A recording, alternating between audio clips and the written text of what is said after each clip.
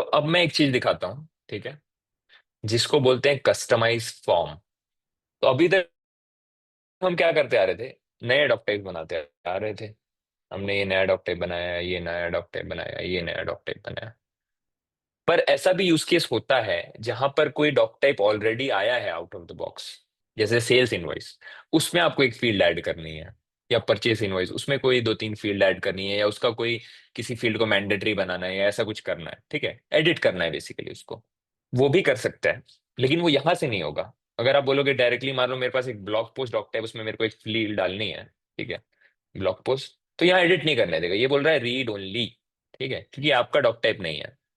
और अपन इधर स्विच करेंगे तो इधर मैसेज भी बताता है doc types can not be modified, standard doc types can not be modified, please use customize form instead. तो आंसर यहाँ पर है इसका।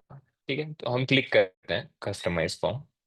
ठीक है, ये पूछेगा आपको किस डॉक टाइप को कस्टमाइज करना है। हमको ब्लॉग पोस्ट को कस्टमाइज करना है। ठीक है, ये हमने डॉक टाइप नहीं बनाया था, ये already out of the box आया था। रिफ्रेश करते हैं, एक मिनट, कभी कभार ये नाटक होता है। ठीक है, तो ये वैसा ही फॉर्म बिल्डर आया, पर यहाँ देखोगे येलो बैकग्राउंड आ रहा है हल्का सा, कि भाई ये सेम डॉक टाइप एडिट नहीं हो रहा है, यहाँ पर जो भी करोगे वो कस्टमाइज होगा। और डिटेल्स में अपन, जैसे किसी का ट्रैक चेंजेस ऑन नहीं था, ठीक है, ईआरपीनेक्स में मान लो किसी डॉक टाइप में नहीं था और आपको अपने लिए करना है, तो वो कर सकते हो। और व्यूज ट्रैक करना है, किसने किसने इस ब्लॉग पोस्ट को देखा, तो ये कस्टमाइज कर पा रहे हो आप सब। ठीक है, इवन नेमिंग कस्टमाइज कर सकते हो, फॉर्म सेटिंग्स, जो जो हम डॉक टाइप में कर पा रहे थे, अगर आपको स्टैंडर्ड डॉक टाइप कस्टमाइज करना है, लिमिटेड है, हर चीज नहीं हो सकती यहाँ पर, आप उठा के कुछ भी सब डिलीट नहीं कर सकते, बट ये पॉसिबल है। ठीक है, नए फील्ड्स भी ऐड कर सकते हैं, इनको बोलते हैं कस्टम फील्ड्स।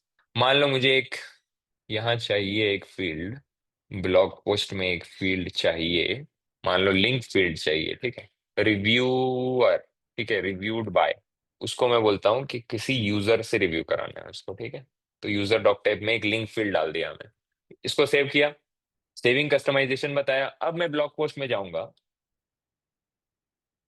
तो ये देखो रिव्यूड बाय लिंक फील्ड आ गई। ठीक है, जो कि यूजर को लिंक कर रही है, यूजर भी तो एक डॉक टाइप है। समझ में आया? तो ऐसे हम कस्टमाइज कर सकते हैं। तो सेल्स इनवॉइस, परचेस इनवॉइस, और जो भी out of the box doc types आ रहे हैं उनमें कुछ फील्ड्स ऐड करनी है, तो वो कस्टमाइज फॉर्म यूज करके की जा सकती है। और ये कहाँ स्टोर होती है ये भी बताता हूँ मैं आपको। वो डायरेक्टली वो उसमें चेंज नहीं कर देता है, ठीक है, वो कस्टम फील्ड नाम का एक डॉक टाइप है, बता रहा हूँ ना, हर चीज डॉक टाइप है यहाँ पर।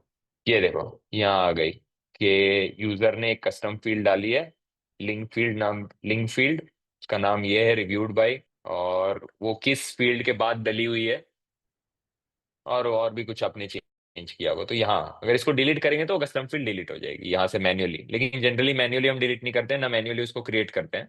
यहीं से यूआई से करेंगे तो वो क्रिएट हो जाएगा। ठीक है, तो ये आ गया रिव्यूड बाय। कुछ को नहीं करने देगा, एकदम कोर होंगे तो उसको बोलेगा नहीं, don't touch this, that is very internal doc type, customize ना करो तो बेटर है। तो ये था कस्टमाइज फॉर्म।